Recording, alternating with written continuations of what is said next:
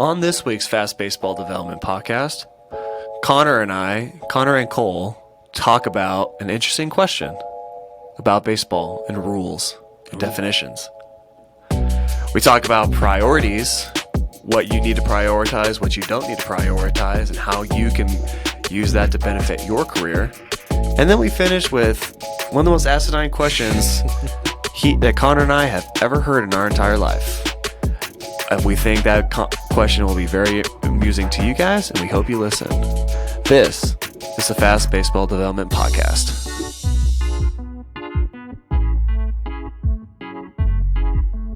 Welcome back, everyone, to the Fast Baseball Development Podcast. I'm your co-host, Cole Thomas, with my lovely co-host, Connor Reynolds. Today, Connor, I heard you have a question for me. I do, man. I do. So, saw this on Instagram during the All-Star break. MLB's account put it out. I haven't been around too many pitching guys, and so I wanted to get initial, reaction, right? I don't want you to think on it too hard or anything like that. I want initial reaction, okay? The question was, and it was actually really split. I was surprised. To strike out the side, does it have to be 3 consecutive batters, like the first 3 guys? Or can you have a walk in there, hit by pitch, home run? What do you consider striking out the side? I would consider striking out the side is you strike out, all outs came via a strikeout, right? That's what it always seems to indicate to me whenever I watch baseball broadcasts, whenever I watch people how many times they strike out. So it's just, if you strike out all 3 outs, I feel like you struck out the side no matter what happens in the middle of that. I feel that. I almost, I'm not disagreeing at all, but it's one of those, when you first tell somebody, hey, go strike out the side right here. Your initial thoughts, all right, 1, 2, 3, here we go, about to mow him down, you know what I'm saying? So, it's not that I don't think it's not, striking out the side, but I would almost compare it to, your stepchild. You're really proud of being able to do it 3 in a row, but when you go up to somebody and you're like, hey, man, did you see I struck out the side? And they're like, oh, you got 3 strikeouts in a row? Well, no, that's what I mean. I feel it is, you struck out the side, but I don't know. I feel like it's not as, you're not as prideful of it because, I don't know, kind of your stepchild. I could see that. It's not a perfect striking out the side. It's not an immaculate It's not what you would think of when you initially hear it. What that makes me think of, actually, is for anybody who grew up Colorado Rockies fans like Connor and I have. I'm sorry. Right. It's been a rough one. It's been a rough year. Except for this one year that you and I talk about a lot. It was Ubaldo Jimenez, his 2009 season, I want to say it was, when he was the best pitcher in Major League Baseball for the first half of the season. He threw a no-hitter, first one in Rockies history. First one and only one. Only one, I should clarify. Not surprised there. Clarify, only no-hitter he threw. Come on, Kyle. Against the Braves. No-hitter. We walked 8 guys over the course of that 9-inning no-hitter. Does that, in the same vein as striking out the side, I would say yes, but it's still you got the no-hitter, but it was an ugly fucking no-hitter. That's where it's not that you were always in trouble, but the Braves for whatever reason just could not take advantage. Dude, that would suck. It's almost as bad as who was it that had the no-hitter this year and lost? Dylan Cease at the 2 outs in the 9th inning. No, the one where it was a no-hitter and they lost. Hunter Green in the bullpen for the Cincinnati Reds, right? See, that's against Pittsburgh. They threw a no-hitter and lost the game, which shows you the status of the Cincinnati Reds this season. That your offense is so inept that you can literally be as close to perfect as possible beyond a perfect game and still lose a game. To me, that's almost the same idea. Whereas, I mean, obviously, like losing and having one walk in the middle, like those aren't the same. But like when you first say like, oh, hey, like so and so threw a no hitter, you immediately go, all right, they won, 0 runs scored, and they didn't give up a hit. Right.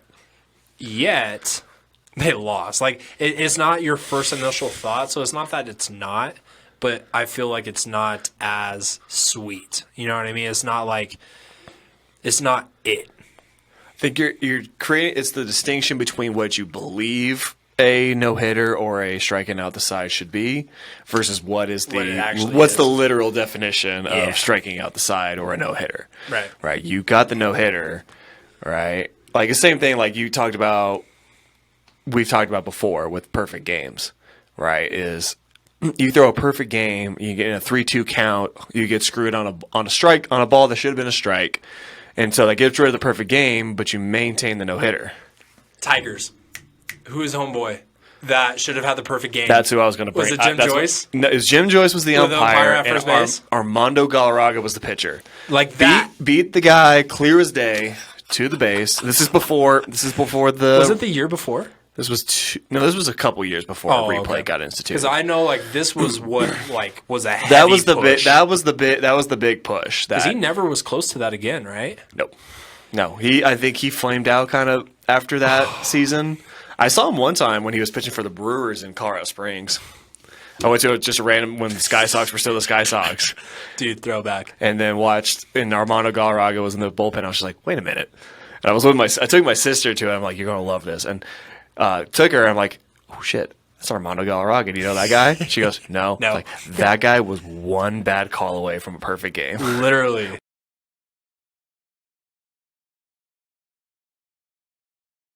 Moving on to our main topic of the episode today, we're talking about priorities. Priorities.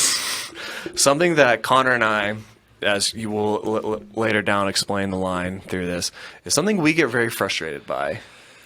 Dealing with high school, middle school, and middle school I give a little credit to, but high school athletes in particular.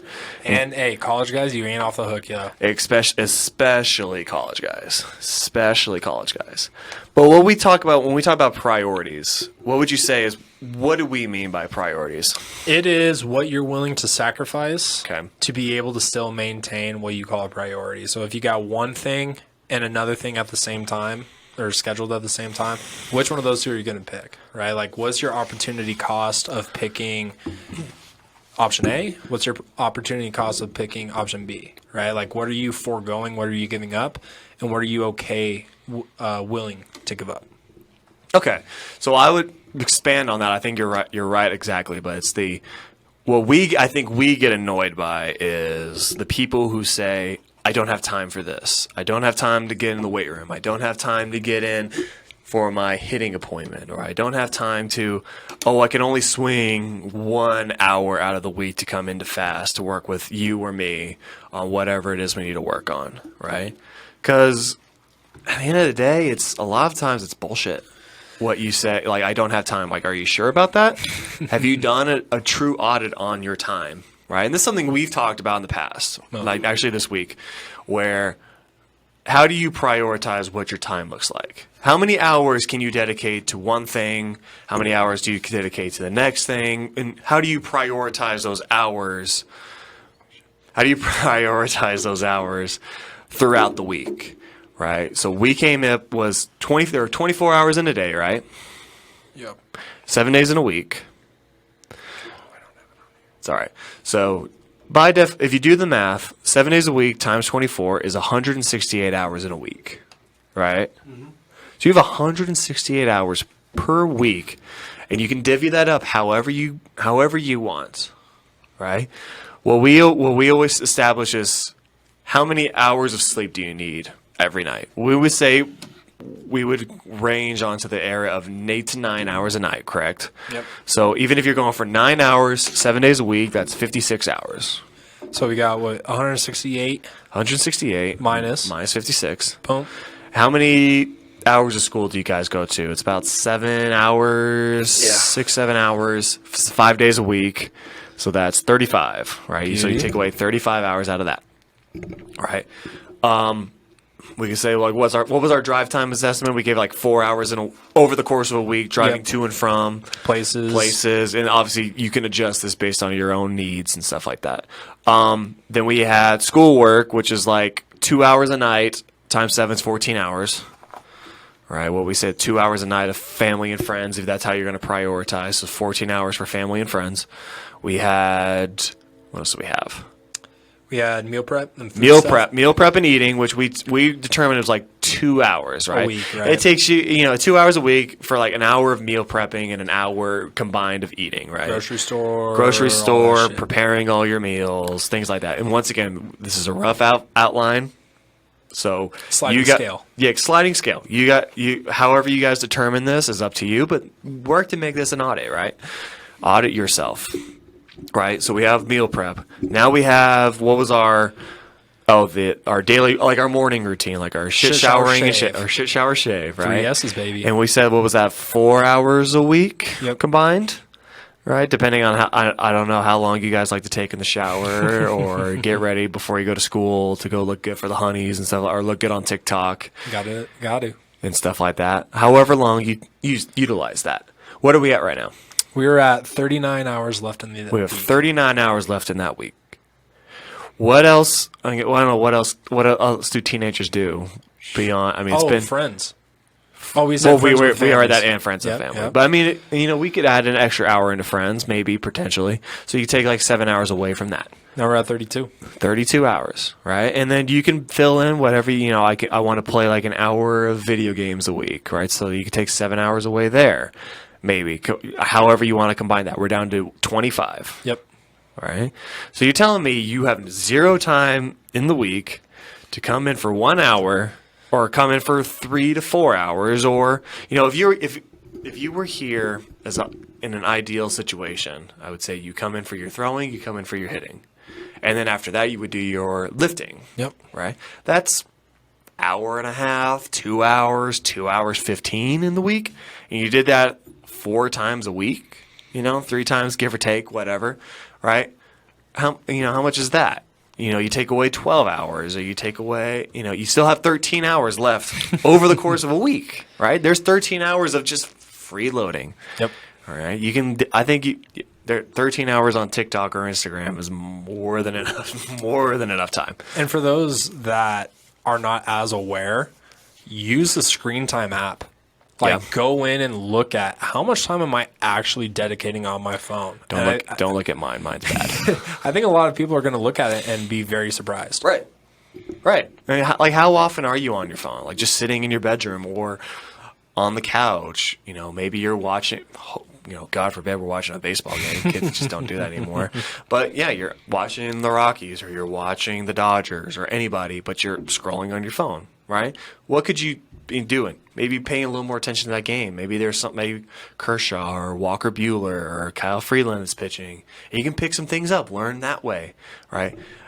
And we don't want to say this as like it's a general thing for all kids, but it's the kids that, and I find this, correct me if I'm wrong, but maybe if you see this too, but it's the guys who tell you that that's when they're the most bought in, they can't wait to come back, are also the kids who don't take advantage of that. Yep. Right? 100%. Like I had 2 kids right before the summer, 2 college guys. Both texted me right after their seasons ended. One's a junior college kid, and I think he pitched 11 innings in the spring, which not bad for a freshman at junior college. And then another one was a redshirt at Metro. Right when the season ends, they both text me similar times to go like, Cole, I can't wait to get back into fast. I can't wait to go work on my craft. I can't wait to go do this, do that. Like I know what I need to fix to get more playing time or get rid of my red shirt or be the best that I can be. Right? 2 weeks in, they start coming. They came in about for a good solid 2 weeks, right? And then I didn't see him for a week or sparingly throughout that week. And then I go like, where have you been? They're like, oh, I was playing. Like they just magically played in a summer league without telling me.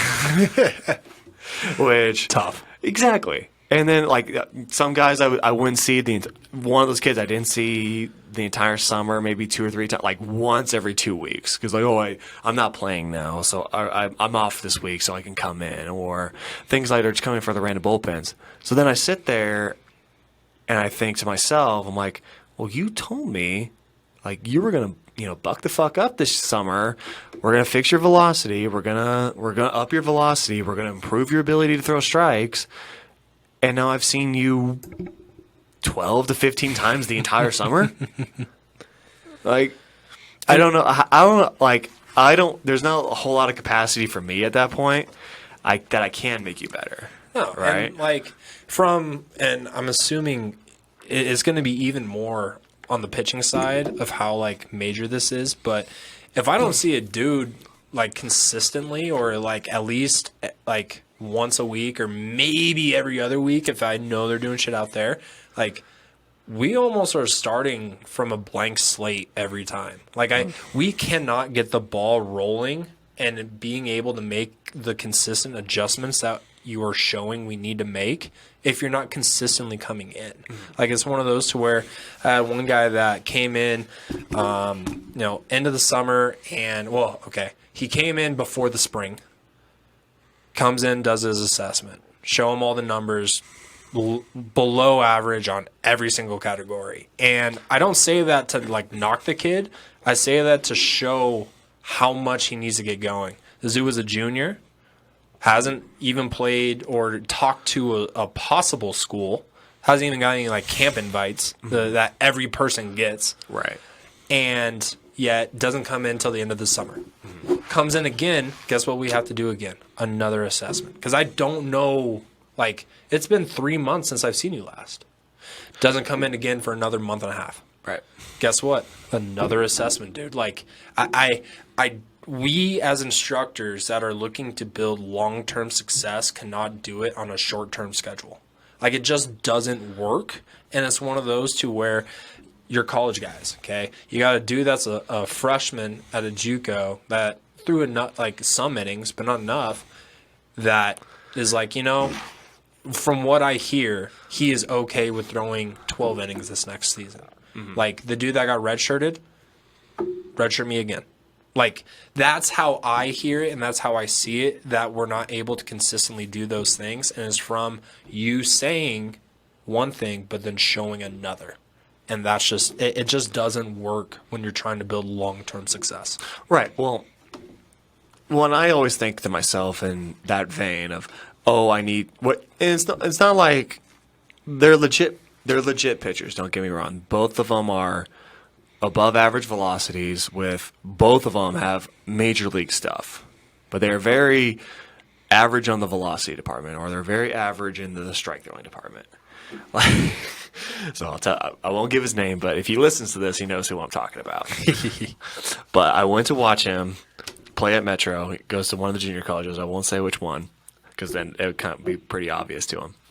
But I went to watch him play at Metro, do a little inter squad.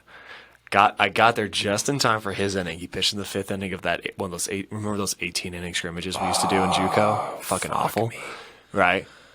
He walks the bases loaded, or gives some hits or whatever. He gets bases loaded, grand slam. Ah, shit. Right. I'm still watching him, but kind of like softly watching because I'm looking at Instagram and shit like that. I look up, bases are loaded again. Right as I look up, or grand slam. Because my boy, I felt so bad where he gave up 2 grand slams in the same inning, bro. That shit. I texted him like 2 hours after. I'm like, well, that was a hell. I don't think I've ever seen that before. Hey, man, that's tough. But that's tough. It's just one of the funniest things I've ever seen in my life. And I love the kid to death. He's one of my favorite kids I've ever gotten to work with. But goddamn, that was funny. But that's the thing is, what was his issue? This spring, the reason he only threw 11 innings is he had an issue throwing strikes. Right. Velocity's there when he wants it to be, but it's spotty. But once again, that goes into, are you prioritizing your velocity development, or are you prioritizing your, I need to go play these meaningless bullshit games and hope to God maybe my velocity goes up. And the thing is, he killed it this summer. Don't get me wrong. He beyond 1 or 2 games, I think he kind of killed it. So then that goes into another conversation we maybe have in another episode of, are you competing at a level that you already excel at? Like for this kid specifically, he would be a very good college pitcher if he just threw more strikes.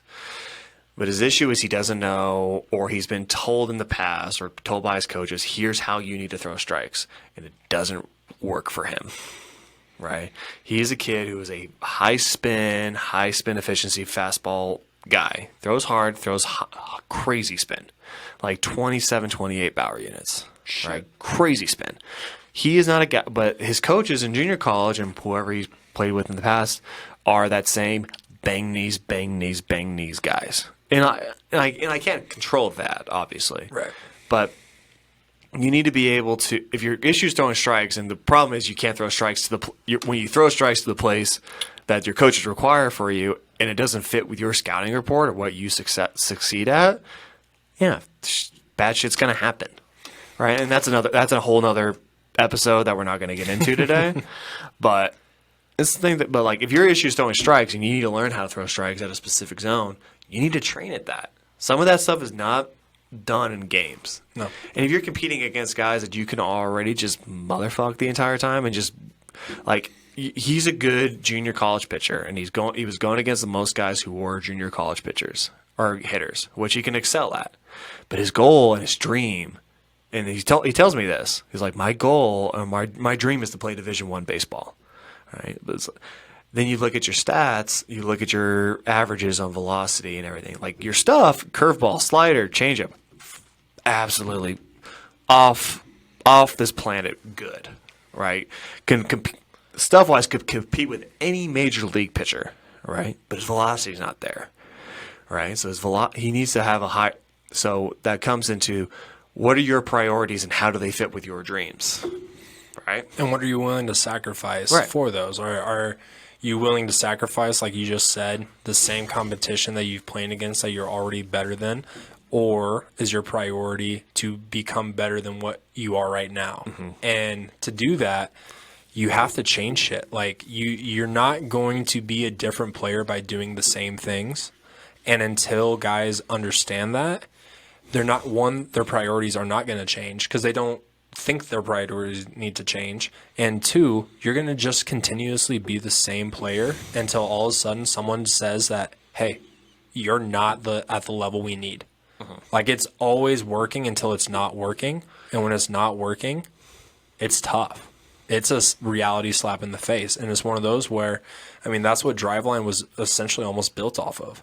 Like dudes that their careers are almost over, and them saying, like, what can I humanly do to get back out there? Their priorities changed from doing what they've been doing to listening to what people have been telling them that they need to do. Because those two things have shown that it did not do what they were needing them to do.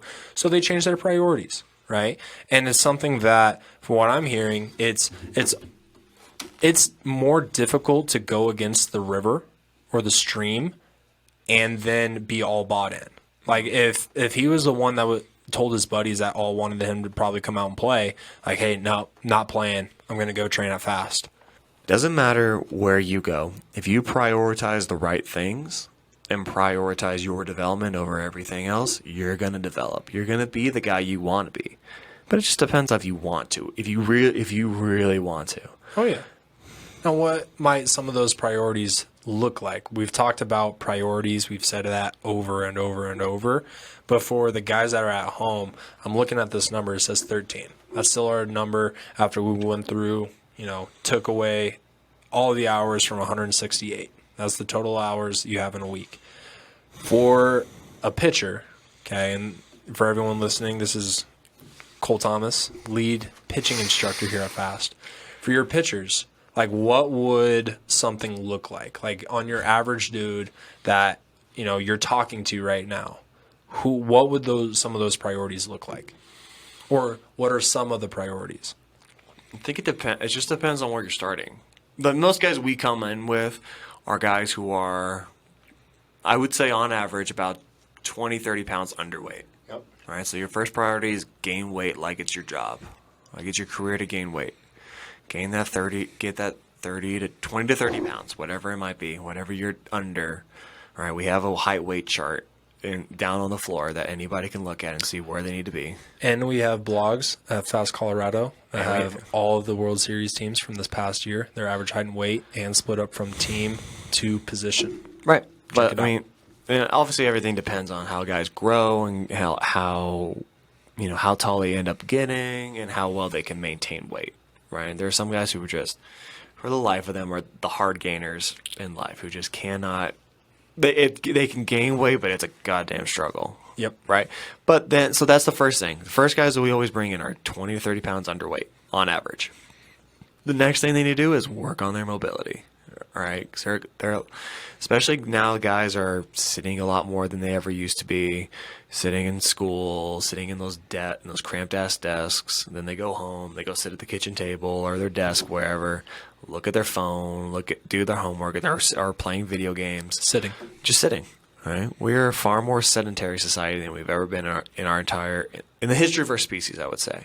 Now, do I have actual information on that? No. I mean, I would... But I would make a fair assumption. No, I mean, even just sitting in the car to drive. Not going anywhere. Right. How many guys do you see have lower cross syndrome? What do you mean? So lower cross syndrome is a thing where if I took my pelvis and you can make an X through my pelvis, so my abs and my glutes are weak. Right. Weak glutes, weak abs. And my tight is my hip flexors and my low back. How many guys do you see have tight hip flexors all the time? Tight backs, weak glutes and weak abs. Right? The weak glutes and the weak abs go from strength and conditioning. Yep. The tight stuff all comes from mobility. Yep. And I mean, we've been working with a product. We'll talk about them in another episode later down the line. But tune in.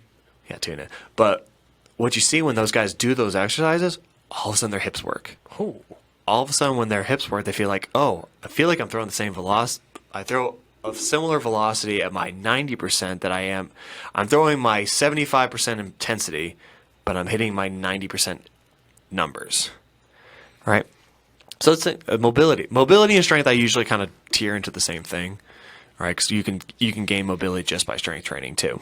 Right? Especially if you do it right. Right? Then after that becomes like movement efficiency. Right? Movement efficiency. And then after that, just throw us with some fucking intent. And I think that should be the first thing for a lot of guys is just throw with intent. Because how I see so many guys, and this is another episode we'll probably talk about down the line. This is just the first episode. So we got a lot of things we can talk about. Right? But how many guys just don't know how to throw with any intensity whatsoever, or don't swing with any intensity? Well, it's one of those to where it's like, what's your priority right here? Right. Like so many guys that I see will come through, and when it comes to the swinging piece, the priority is they would rather touch the ball than hurt the ball. Right. And so they're sacrificing that intent. They're sacrificing so much because they're just so scared of, how you said, past coaches, hey, don't swing and miss. Don't swing and miss. Just put the ball in play. Put the ball in play. Just touch the ball. See what happens. My favorite is put the ball in play in case the other team makes an error. Like right. that is what you've installed in this hitter, is that the priority is just to touch the ball. Okay. Now I'm not sitting here saying that we should swing and miss every single time, but I'm also saying there should be that balance of I'm going to do damage to this ball while also being controlled. Same thing probably on the throwing side. Yeah. Like it's so much easier, and this is where I am at with youth guys, is that it's so much easier to teach how to control and bring it down a little bit than it is to try and drag them to increase. Absolutely. Like I say all the time, I tell guys, just throw the fucking ball. Just throw it hard. All right? There's a time and a limit where I tell guys that's what when you see me throw bullpens with guys. What's the last thing I always do with guys? You have 5 more, throw them as hard as you fucking can. I don't care where they go. Out, baby. I don't care where they go. Right? And as you said, like I don't want guys to swing and miss. And same way, I don't want you to not throw strikes. I don't want you to be wild, right? Because then that discourages you. But there's a line between throwing darts, hoping that they find the strike zone, as opposed to, all right, I'm the guy with the big dick out here. I'm just going to let everyone know everyone's going to feel my presence. Right, and I'm just going to go attack the zone. There's a difference between being a passive strike throwing and aggressive strike throwing. Oh yeah. Right. And I feel that's what most guys need more of is the aggressive, like the same thing. Like I want aggressive swings. Oh yeah. Right. Especially at the youth levels and the middle school levels, just, with control, but swing out your ass. Yeah. Throw as, on the pitching side, throw as hard as you can. Throw your curveball as hard as you can. Throw your changeup. Because like you said, I would much rather be in the position to tell a guy to take a couple steps back in their intensity than, hey, try to step up to intensity you've never accessed before. And then how many times do you have to ask that? Oh, yeah, all the time. Like, you know what I'm saying? It's one of those to where, and I actually had a conversation with a kid today. So big thing is I always say, like, swing hard, swing fast, okay? And then today I asked a kid, he swung, and it was like, ugh, all right, come on, dude, like, we need more. And I'm like, and I asked the question, like, did you swing fast? And he goes, yeah. So then I, like, stopped and I thought about how I was asking the question. It's like, okay, fast just means not slow. Can you swing faster? And I started to see the gears grind a little bit, and we changed the priority. Okay, rather than, all right, I just want to swing fast, because you can get content with fast. Mm-hmm. Like, fast is such a varying number and an idea that, okay, well, if I'm going faster, that means I have to be more than what I just was. And if you're continuously trying to go faster, that's going to where we're going to get where we need to be. Right. That's how. And until I changed my verbiage, he wasn't changing his priority. Once I changed my verbiage, he changed his priority to, okay, I'm not just going to swing fast, I'm going to swing faster. And all of a sudden, PR and exit velo, PR and distance. Right. Boom. It's the same thing on the pitching side. It's just, hey, just throw harder, move faster, like fire your hips sooner, things like that. It's simple cues, but guys just don't. And I think it's more of a coaching thing than it is a player thing. I think kids know what it means to throw hard and to swing hard, but they're disincentivized to actually do it for the sake of wins or. Well, it's the priority of the coach. Right. Like, if the person that's controlling my playing time prioritizes this over this, I'm going to choose what they prioritize. Now, the thing is, you're probably going to have a new coach either every year or every other year. Right. Whether you're going through, I mean, how many guys do we see come through that are, freshmen, but they've played on 7 different teams and organizations over the last 3 years? Right. It's like, okay, like, you're going to have so many more coaches than the one that you have right now. Like, we need to find something that we can prioritize that is going to be, like we've talked about, the long-term goal, the long-term success, okay? Just touching the ball to put it in play as a hitter may work right there, where you got a super fat and slow kid at third base. The pitcher, I don't know, is falling off like hard to the first base side. And you're like, oh, well, if I get like a bunt or a swinging bunt down right there, like, I'll be safe. Like, yeah, you're going to be safe for that play right there. But what about the next game and the following game? And what about next year? If your priority is, I just, have to hit it soft right there, that's going to be successful possibly for right then and right there, but long term, it's not going to work out. So we have to change those priorities for long term development. What Driveline calls it, scalable Skills that scale. Skills that scale. Okay. Right. Oh, what's funny is I was just thinking about that. Is you're talking about at the youth level, they put the ball in play and you'll get on first base, right? But from the t-ball age to about, I don't know, 12, maybe 10 years old. Yeah. Right. That's something. Like, something that's fine. like at a youth level put the ball in play is fine. But what's your batting average on balls in play at the youth level, where guys can't feel the baseball, can't throw the baseball across the diamond. The bases are super close. Yeah, the bases are super. Yeah, the bases are about half the distance of a normal baseball field, right? So you're gonna be successful just putting the ball in play, but that incentivizes a kid like, okay, that works. But then if you follow that same process and that same mentality as you go up through the ranks, now guys can field the baseball. Now guys can competently throw the ball across the diamond, right? The skills get better. The field gets bigger, right? Bats get heavier. Bats get heavier. Guys Balls go faster. Ball goes faster, right? Just simply putting the ball in the play no longer works at that level when you play with more skilled competition. So that's why at the youth level, when I tell guys at youth level, throw the ball hard right down the middle. Right? And then don't care what happens after that. That's the only thing you can control. Jesus, take the wheel. Yeah, Jesus, take the wheel. If the ball, guy puts the ball in play and he gets on base, okay. He put the ball in play and your second baseman sucks. It's 11U baseball. Exactly. Right? I don't understand this. Like, every level's got to be major league level. Everyone, like, if a kid barely learned to walk like 4 years prior to that game, why do you expect him to be able to have 1,000 fielding percentage? Right? Prioritize the right things. At the youth level, prioritize the skills to scale. Throw hard, throw strikes on the pitching side. Swing hard, get barrels on the hitting side. That's all you need to focus on. Yep. Right? No matter if you strike out 3 times, if you walk guy. I mean, obviously, we don't want you to walk guys, but if you don't have a bad game on the mound, who cares? Did you follow your skills to scale process? Fine, you won that day. And that kind of mentality is going to carry you longer in this game than I hope I throw a strike, just throw strikes, or, just put the ball in play. That's going to carry you much further in this game than the passive mentality. Oh, yeah. And mostly for those guys that we're talking about, some of the things that would be very intriguing once you go through, let's say we're talking with that 16U guy that we were mentioning earlier. Like the dude that is able to just kill it at the 16U level and has been able to kill it at the 16U level. And again, 16U in Colorado is 14U in Arizona, California, Texas, Georgia, Florida, like anywhere else. So guys listening, keep that in mind as well, okay? But if you're the dude at 16U that just kills it, like, I'm glad you do, but why are you killing it? Are you killing it because you are just bigger, faster, stronger than everybody else? Are you doing it because you actually have skill that is able to scale? Are you doing it because you're playing at a lower competition?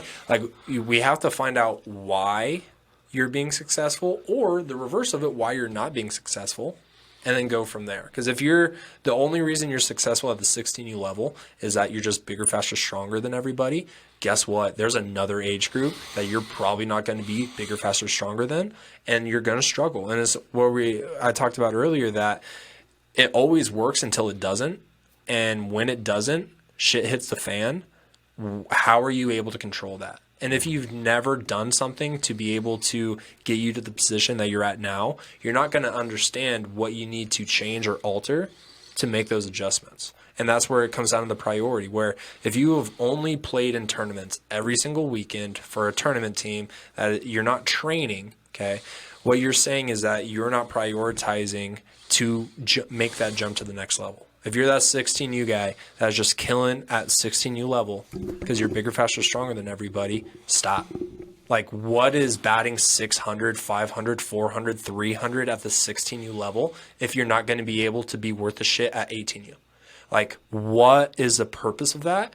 And we need to change those priorities. We need to get you, one, off of the field, because what you've been doing for the last 2 years hasn't prepared you for where you're wanting to go. So we need to, one, adjust what you're doing, which is probably playing games that don't mean worth a shit, okay? And now we need to get you training, okay? And we're looking at this, and again, this model of 168 hours in a week, we have not talked a single thing about baseball yet, and there's still 13 hours left. So let's take this and let's go through, and I just want to see what it would look like if you are playing in a bullshit tournament, right? So we got 13 hours, okay? We're going to subtract, let's say, 1 hour of drive time and getting ready, okay? So now we're at 12 hours. Generally, a game's like, what, 2 hours? Yeah. Boom. Okay. Now you're going to probably, if it's a doubleheader, which most things are, that's another 2 hours. Boom. Oh, wait. We were at 11. Yeah. Oh, what in the world? Calculator error. Yeah. So we were at 11. We'll just love technology. And it's not error as ERROR. It's error as in calculator AIR. So, I don't know what that is. I think it's an app. But, all right, there we go. Okay. So we're at 11. You have another bullshit game. So we're at 9. Okay. You have another hour to get back. So, boom. Now we're at 8. All right. Let's say you're tired or your family wants to go get dinner or whatever it is, okay? That's probably going to be, I don't know, if you're getting back home late, you chop it up. That's the end of it. Now, I don't know, probably let's take another 2 off. Now we're at 6 hours, okay? And that we just lost almost 7 hours in a day just to go play in a bullshit tournament that you're already doing well in, that you already know you're going to do well in. Now you just have 6 hours left. You have another day, the next day. Most tournaments are 2 days. Where's your time? Where are you dedicating the time to get better versus dedicating the time to just keep being a good player in a small pond? Yeah. And that's the difference for us as what's your priority? Is your priority, like you said earlier, getting in the weight room, coming in, lifting, pitching, coming in and swinging, coming in getting ground balls? If you're truly dedicated and wanting to get to the level that you're wanting to get to, you're going to take a step back and go, wow, putting 7 hours in to play 2 games, you get 3 at-bats a game. That's 6 at-bats in 7 hours. Right. Versus, dude, we could get 6 at-bats in 30 minutes. You're doing live ABs, where you're getting data, where you're getting a bunch of different things, and we're actually able to make the adjustments that we're seeing in a game-like setting that we can then apply right then and there to the training. 6 hours seems like a very slow live ABs. six ABs in 30 minutes. That seems we're going very slow. Hey, unless we have pitching changes, but even better, right then and there, right? Well, right. Now we're actually increasing that. Right. So what are your priorities? Yeah. What are the priorities? What I would say is for guys who listen to this, do an audit. Give yourself an audit. It's always good to give yourself an audit every once in a while, right? Walk us through for the high schoolers what an audit is. So an audit is just evaluating everything. Where are you putting everything?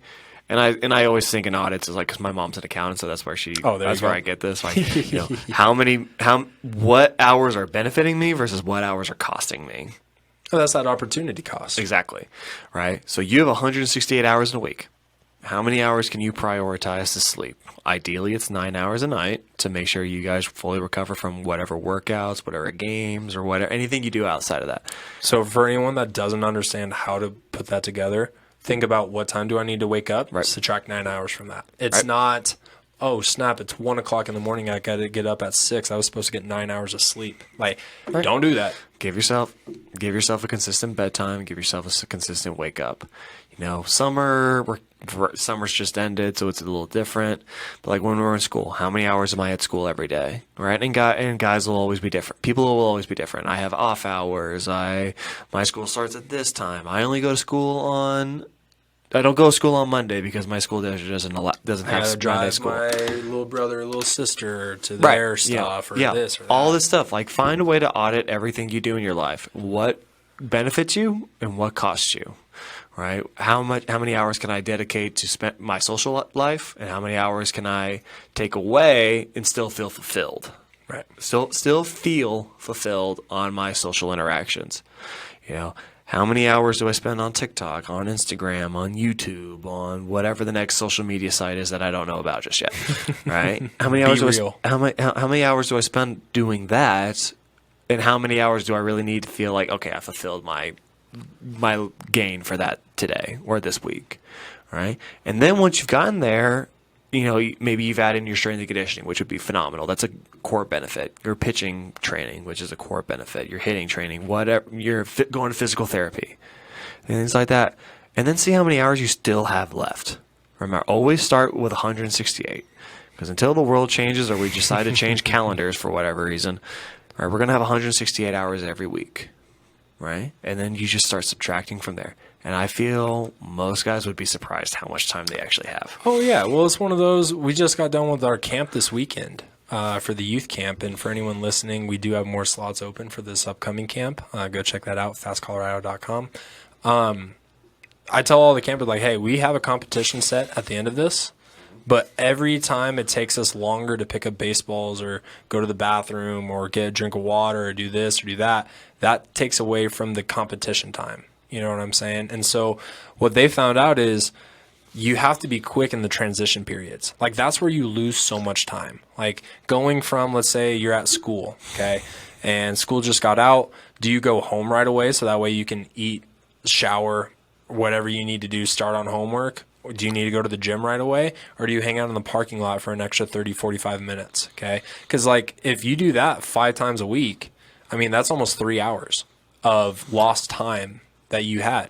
And that's half of the time that we have left remaining that we didn't account for, right? And so the transition time of when you actually sit down and look at it and you're like, oh, okay, so this is how much time I have left, you're going to realize like there's more than what you think. But until you sit down and cut out all the bullshit transition times, until you, I don't know, let's say it's supposed to take you 30 minutes to get from one place to another, but it ends up taking you 50 minutes because you want to stop at McDonald's or go to the gas station and get something. Like that is time that you just lost by saying it is more important, that opportunity cost is more important for me to do this than it is to go do that. And that's the part where I don't think enough people do it.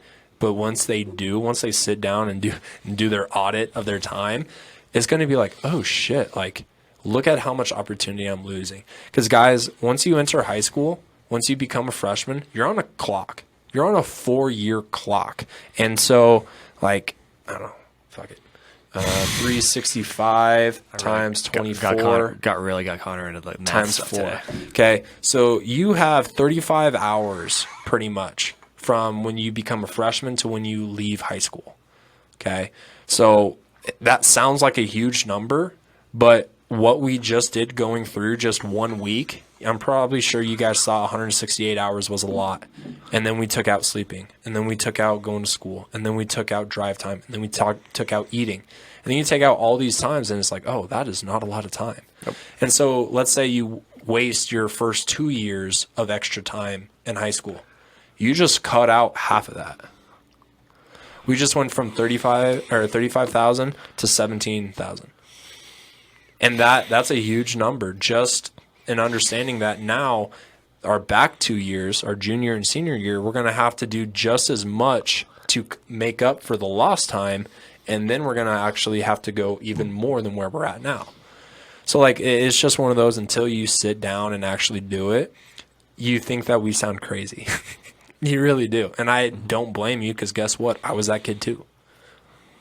Like, you guys aren't different than where we're at, except for the fact that we've been through it and we've looked at it. And me personally, I look at how I didn't make it.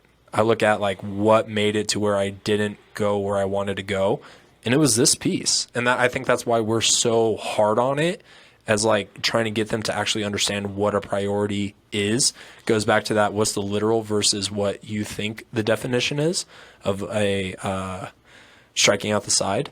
Like, they think the priority means one thing where we know what it is.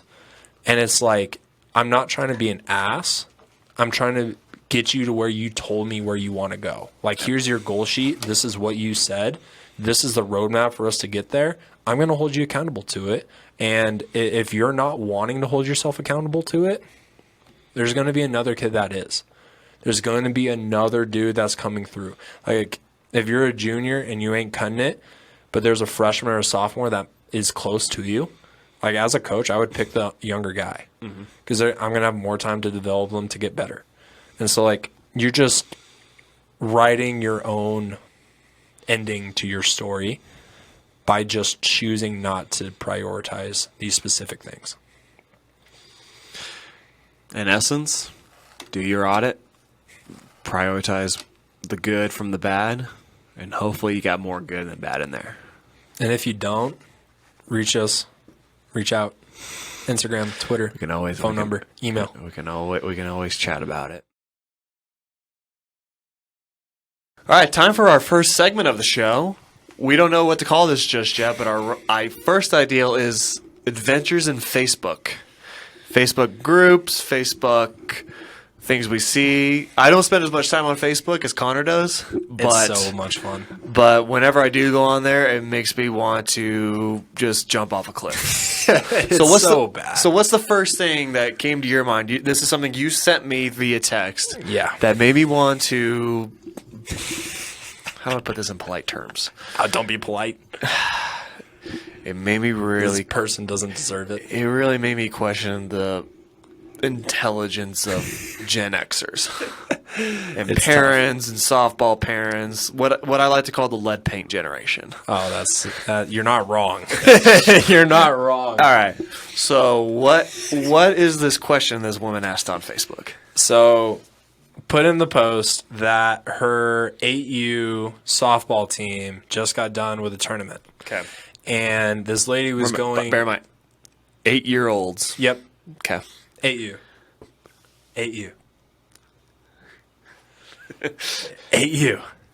This lady came to Facebook and asked if there was a rule in 8U. 8U. 8U. 8U.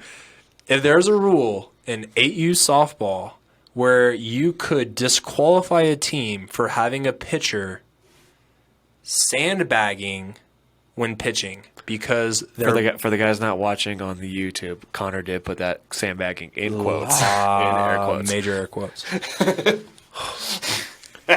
Complaining and asking if there was a rule to where they could disqualify a team because the pitcher was throwing with such an arc in their pitch. Bro. You're joking. No. Oh, God. No. Asked if there was a rule because it was so unfair for their team to try and face someone who was throwing so abnormally to where that is why they ended up losing in that tournament. Yeah. Oh, boy. All right. Where do we start with? That's the whole thing. Is that the whole No, post? I mean, or? that was pretty much the whole thing. Like trying to find it. Is there a rule to where they could go back and disqualify the other team because their pitcher was throwing it so slow at 8U? All right, ma'am, if you ever happen to listen to this podcast, I don't think you will. I don't think we're up your alley. We're not there. For guys not watching on YouTube, I'm holding the mic in my hands. Deep plead. Almost a prayer. Understand that 8-year-olds don't know what the fuck they're doing on a baseball field. You tell them, I'm sorry for whispering, but you tell them where to run. Half the time they don't know where to run. half the time they put the ball in play and they're shocked. They're like, "Oh my God, I actually made contact." What do I do now? What do I do? And then every parent's just. You're playing at a level. You're playing at a level that probably doesn't have umpires, and if you do, more power to those umpires because They're probably hungover. Awful, right? 8-year-olds don't know how their bodies work. 8-year-olds don't. Like, you're at an age where they're probably brand new to pitching. Yeah. Right? You're at an age where if the kid walks the first girl or any of the girls, the coach probably comes back in to get the at-bat a little bit better. Hey, Here, let me give you something to hit because Yep. that's just unfair. The girl has no idea what the fuck she's doing, which she should because she's 8 years old. 8U. But it's one of those.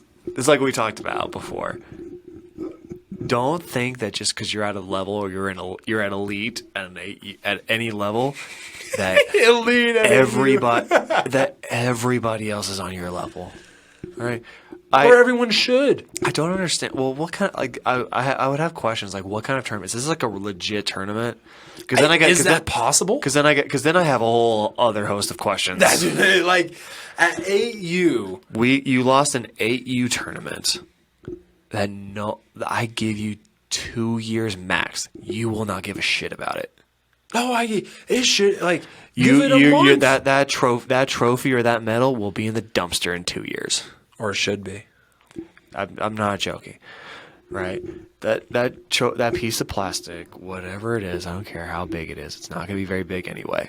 It's going to be in the dumpster, or it's going to be collecting dust in 2 years because your daughter's not going to give a shit. Or your kid's gonna quit playing softball, or your kid there's so much that happens at the 8U level. Like you mentioned earlier, they literally just learned how to walk half their life ago. Yeah. You're literally like the year before you were playing coach pitch softball, right? Where a dad or a mom underhanded you the ball, and it was. And if you swung and missed, they probably brought out the tee. put it on the tee. Yeah, then they put the ball on the tee just so that your girl or your son or this is baseball and softball is the exact same way. Swing then. Yeah, just put the bat on the ball and go run to first base. We're gonna be here for an hour. We're gonna be here for an hour. Don't chase butterflies. It's just getting you outside. Yeah, don't play in the dirt. Don't go don't go pull the dandelions out. Like your daughters were doing that the year prior to you making this post. So one of the most, there's asinine posts on Facebook that I see every once in a while, but that's one of the most asinine things I've ever heard. One of the most just thought out post of all time. It's one of those where like, hey, sleep on it. Go home. Type it up maybe. That's one. Just put it in your notes and then just delete it. Just make it a fake Facebook post. Yeah. Because one, no one else gives a shit. I'm so fascinated by people who will put the most mundane, boring stuff on Facebook and hope people agree with them. Yep. I would love were there any comments on that post? Oh, dude, hundreds. Oh, hundreds? Yeah. Oh my God. It was on the Colorado one. It was on the softball tips, so it was a national wide post. I would hope the majority of those were just it's 8U softball, and that's all they posted. It's just are you kidding me? You and I see it all the time with guys who throw like 8-year-olds, even though they're 13 years old. Yep. Swing like they're 8 years old. I don't know. The idea that an 8-year-old... honestly, the idea that an 8-year-old is sandbagging the other team is incredible to me. We literally I mentioned it earlier, we just got done with one of our youth camps. I had a kid come up to me and was like, "Can you tie my shoe?" These kids don't know how to tie the shoe. That kid definitely knows how to sandbag. Oh, yeah.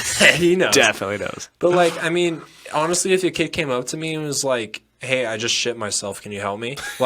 I wouldn't put it past a kid at 10U. Right. Now, at 8U, you're mad that they don't have, one, the muscular capability to throw the ball harder, or two, the mobility or the muscle memory to be able to do that. Shit. In high school, I remember playing against a team where the kid has never pitched in his life, and we actually had to go up and tell the umpire, hey, we know he's balking every pitch. You can quit calling it. It's 20-0. This kid's never pitched a day in his life. And that was in high school. Right. So to not understand what the capabilities are, how we say, they literally were learning how to walk half of their life ago. How are we, one, expecting an 8-year-old to do this? And then two, how are you not able to look at it and go, you know what? This is a valuable teaching lesson to my kid. I don't know. Don't suck, dude. Dudette. I don't know. Hit the ball when it's coming down. Make adjustments. You're babying your kid to say hey, it's okay. They were trying to cheat. I love it. That she's throwing too slow. Well, then teach your daughter how to make an adjustment. If your kid is scoot up in the box. If your kid is that good to where you feel like you have to try and disqualify another team for not being good enough, then your kid is not that good. Well, that's something we talked about. Be better. This goes into high school, too. Teach your kid how to make an adjustment. You know what we did for guys who throw a little slower? Scoot. And this is at the high school varsity level. Scoot up in the box. Oh. What? Right. Do you think a curveball's coming? Scoot up in the box. Holy cow. Do you think a fastball's coming? Stay in the back of the box. But if you're teaching them at the 8U level that, hey, it didn't go our way, let's go to Facebook and yell anonymously up to the sky. Can we make an appeal for that team to be expelled from the tournament? What are you setting up for your kid to tell them, hey, this is how real life is. When it doesn't go your way, just go and bitch. Yeah. That's just tough. Well, I'm happy we got to talk about that because that was fun. Yeah, bro, it was such a tough read. I read the first sentence and I was like, what? And then I read the next one. I was like, oh. And then I read the third one, and then the rest of them. And I was just like, there are just some people with zero self-awareness. It's incredible. Well, shit, man. Well, we hope you enjoyed today. We certainly did. Oh yeah. Tune in. Let us know in the comments down below. Message us. You can message me, Facebook, Twitter, TikTok, Instagram, everything's fast_RBI. YouTube is fast RBI player development. Where can they reach out to you there, Cole? I'm on Instagram at Cole Thomas Fast. Pretty simple, easy to see. Twitter is cthomas624. And then you can follow us on our Fast Instagram at Fast Baseball and on TikTok at Fast Baseball. Oh, yeah. So we will talk to you guys next Tuesday. Give us some ideas of what you want us to talk about in terms of baseball development. We got some ideas funneling right now, but we're always willing to take on some feedback. And we will talk to you guys later. This is the People's Podcast. Thank you. Thank you again for listening to the Fast Baseball Development Podcast from Connor and I. We deeply appreciate you tuning in to listen. You can find Connor at Fast RBI on all social media platforms. You can find me, Cole Thomas, at Cole Thomas Fast on Instagram, at cthomas624 on Twitter, and you can find everyone on the Fast pages, Fast Baseball on Instagram and Fast Baseball on TikTok. We hope you enjoy listening, and we look forward to talking to you soon.